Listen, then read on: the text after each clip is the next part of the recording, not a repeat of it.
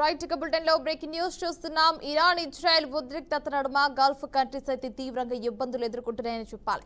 Israel US లను target చేస్తూ దాడులు చేస్తున్న ఇరాన్ వల్ల గల్ఫ్ దేశాలు అతలాకుతలమవుతున్నాయి. దీంతో ఈ దేశాలు ఆందోళన వ్యక్తం చేస్తూ సంయుక్త ప్రకటన అయితే విడుదల చేశారు. ఇరాన్ దాడులు ప్రాంతీయ భద్రతకు తీవ్ర ముప్పుగా పరిగణిస్తూ దాడులు తక్షణమే ఆపాలని కూడా అన్నారు. దాడులు ఆపకపోతే తమను తాము రక్షించుకోవాలని తెలుసుకొని కూడా వార్నింగ్ ఇచ్చాయి. మరోవైపు Qatar, Saudi, UAE, Kuwait, Jordan, Bahrain దేశాల నాయకులతో కూడా భారత ప్రధాని మోదీ ఫోన్లో మాట్లాడారు.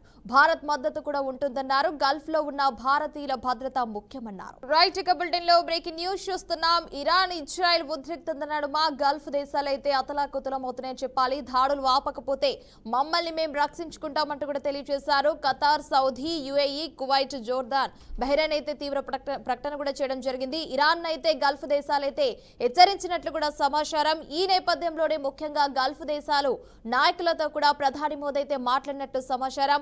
ముఖ్యంగా చూసుకున్నట్లయితే భారత పౌరుల భద్రతపై అయితే మోదీ అయితే చర్చించినట్లు కూడా తెలుస్తోంది. అదేవిధంగా దాడులు తక్షణమే ఆపాలని కూడా అన్నారు. ఇరాన్ దాడులపై 6 గల్ఫ్ దేశాలు సంయుక్త ప్రకటన అయితే విడుదల చేశారు. రైట్ ఇక బులెటిన్ లో మరో బ్రేకింగ్ న్యూస్ అయితే చూస్తున్నాం. బీఆర్ఎస్ నేత మాజీ ఎమ్మెల్యే బాల్క సుమన్ కి అయితే బెయిల్ మంజూరైనట్టు తెలుస్తోంది. క్యాతన్పల్లి ఘటనలో అరెస్ట్ అయి జైల్లో ఉన్న ఆయన దాఖలు చేసుకున్న బెయిల్ పిటిషన్ పై మంచిర్యాల జిల్లా కోర్టులో అయితే ఈ రోజు వాదనలు కూడా జరిగాయి. సుదీర్ఘ వాదనల అనంతరం కోర్టు అయితే బెయిల్ ఇచ్చినట్టు తెలుస్తోంది. మున్సిపల్ చైర్మన్ ఎన్నికల సందర్భంగా ఎక్స్ అఫీషియో ఓటు హక్కు కూడా వినియోగించుకునేందుకు వస్తున్న మంత్రి వివేక్, ఎంపీ వంశీ కాన్వాయ్ పై అయితే బీఆర్ఎస్ నాయకులతో పాటు బాల్క సుమన్ దాడికి అయితే పాల్పడ్డారు. ముఖ్యంగా ఈ ఘటనలో మంత్రి కారు అద్దాలు కూడా ధ్వంసమయ్యాయి. ఎస్ఐ గంగారం, కానిస్టేబుల్ నరేష్, కాంగ్రెస్ నాయకులు వేర్వేరుగా ఇచ్చిన ఫిర్యాదుల మేరకు బాల్క సుమన్ అయితే పోలీసులు అరెస్ట్ చేశారు. అనంతరం మంచిర్యాల జిల్లా కోర్టులో అయితే ప్రవేశపెట్టారు. జడ్జి 14 రోజుల జ్యుడిషియల్ రిమాండ్ కూడా విధించినట్లు తెలుస్తోంది. అనంతరం సుమన్ కు అయితే ఆదిలాబాద్ జైలుకు అయితే తరలించారు.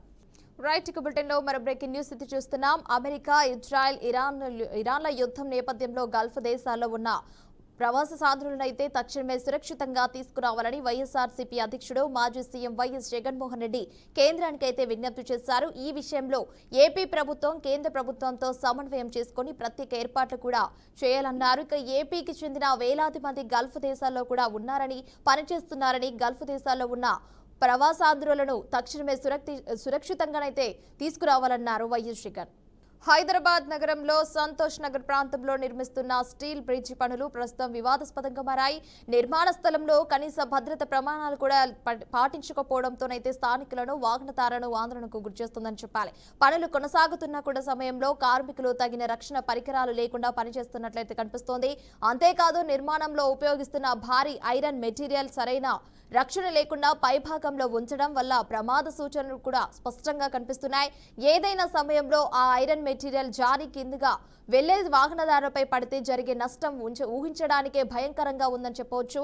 ఇంత పెద్ద నిర్మాణ ప్రాజెక్టులో భద్రత ప్రమాణాలు నిర్లక్ష్యంగా చేయడం అనేది ఎంతవరకు సమంజసమన్న ప్రశ్నలైతే ఇప్పటి వరకు లేవనెత్తుతున్నాయని చెప్పాలి. అధికారులు వెంటనే స్పందించి తగిన భద్రత చర్యలు తీసుకోవాలంటూ కూడా స్థానికులైతే డిమాండ్ చేస్తున్నారు. బీఆర్ఐడు నువ్వు తన కాలికోటి కూడా సరిపోవంటూ టీటీడీ మాజీ చైర్మన్ భూమన కరుణాకర్ రెడ్డి సంచలన వ్యాఖ్యలు చేశారు. బీఆర్ఐ మహిళతో పలు ప్రాంతాల్లో సన్నిహితంగా ఉన్న వీడియోలు, ఫోటోల్ని మీడియా ఎదుట విడుదల చేశారు. తనపై డీప్ ఫేక్ వీడియోతో సోషల్ మీడియాలో అసత్య ప్రచారం చేస్తున్నారని బీఆర్ఐ నాయుడు చేసిన వ్యాఖ్యలపై భూమన కరుణాకర్ రెడ్డి ఆగ్రహం వ్యక్తం చేశారు. అది డీప్ ఫేక్ వీడియో కాదు, ఫ్యాక్ట్ చేసిన తర్వాతనే మేము ఆ వీడియోలపై మాట్లాడుతున్నామన్నారు. 2019లోని వీడియోలోని మహిళ చంద్రబాబుకు అయితే లేఖ రాశారన్నారు.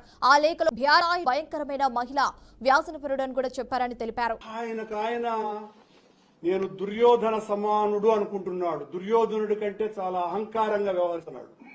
ఆయన ఏమన్నా తిట్టినా కూడా చెల్లుబాటు అయిపోతుంది అని నన్ను, మా నాయకుడిని ఇష్టం వచ్చినట్టుగా అరే తొరే అని.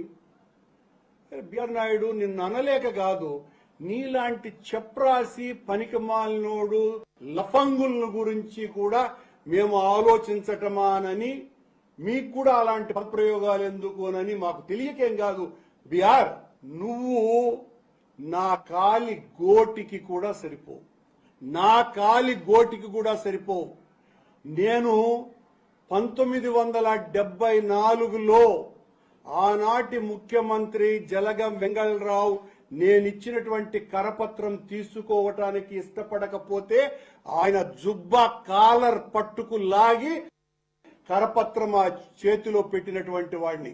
అది నా ధైర్యం. ఆ రోజుల్లో నువ్వు జోబు దొంగగా ఉండుంటావు, జోబులు కొడతా ఉంటావు.